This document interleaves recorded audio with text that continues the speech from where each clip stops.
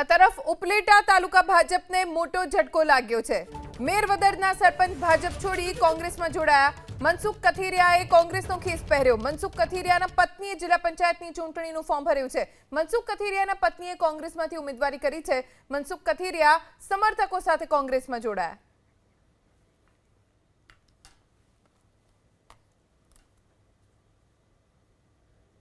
છે અને એમને એમના વાઈફે જિલ્લા પંચાયત લડવા માટે ફોર્મ પણ અમે નામાંકન આજે દાખલ કર્યું છે। ત્યારે ખૂબ મોટા સંખ્યાની અંદર એમના જે ફોલોઅર્સ છે, એમના જે હિતેશુ છે પણ જોડાણા છે અને જે પાનેલી જિલ્લા પંચાયત છે એ બહુ ચર્ચાસ્પદ હંમેશા ઉપલેટા તાલુકામાં રહી છે। ત્યારે એ વિશ્વાસ અમે વ્યક્ત કરીએ છીએ કે મોટા માર્જિનથી, મોટી લીડથી અમે ચૂંટાવાના છીએ। પહેલાં હું ભારતીય જનતા પાર્ટીમાં છેલ્લા 30 વર્ષથી પ્રતિનિધિ પણ કરેલું છે અને લોકોના કામ પણ કરેલા છે, પણ અત્યારે ખેડૂતના પ્રશ્નને લઈને મને નારાજગી આવતા હું કોંગ્રેસમાં જોડાણું છું।